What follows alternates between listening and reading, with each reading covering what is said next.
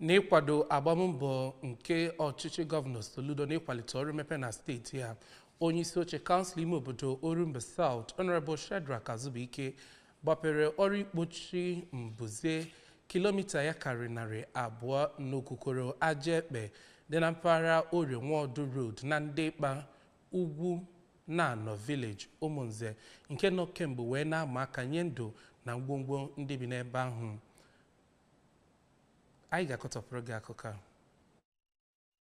Ya bụ amụma ọrụ ka Honorable Azubike nọrọ kọwaa na ya na-agbaso nzọụkwụ gọvanọ Soludo n'ihe gbasatara ọrụ mmepe ya nakwa ezi ọchịchị, gbakwunye na ya enyego onye ọrụ ngoji ya bụ ọrụ mkpụrụ ụbọchị 30 ka ọ rụsịa ya bụ ọrụ, bụ nke ọ kọwara na ọ ga-adịkwa dịka ezi ọrụ ndị ọzọ gọvanọ Soludo na-arụ na steeti a. Ndị bi na mpaghara ebe ahụ gụnyere Chief Simeon Ọnụnkwọ, Mike Okeke, Ifrem Ụzọigwe ya nakwa onye kanselọ na-anọchite anya Ụmụnze Ward 1 bụ Honorable Obinna Okoli ya nakwa ọtụtụ ndị ọzọ kelere Honorable Azubike maka ịzọ ndụ nakwa ngwongwo ndị mmadụ dị na mpaghara ebe ahụ site n'inye ntụziaka ka arụgharịa ya bụ ọrụ mkpamkpa ide mmiri na-akpa, bụ nke ha kọwara na ọ teelarị o mebere ma kene Honorable Azubike maka ịgbatara ha ọsọ enyemaka. Ndị ọrụ ngoji ya bụ ọrụ bụ GAAC Integrated Services were nkwa na ha ga-arụsị ya bụ ọrụ dịka a tụrụ n'anya, ma rịọzie ndị mpaghara ebe ahụ ka ha dọnyere ha ukwu iji hụ na ebumnuche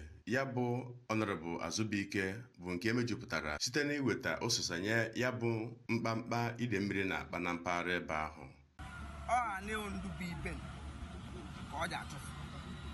So ekelecha mayor anyị nwa ndụ Ụmụọzegede chairman Ụmụnọkan o ji ekele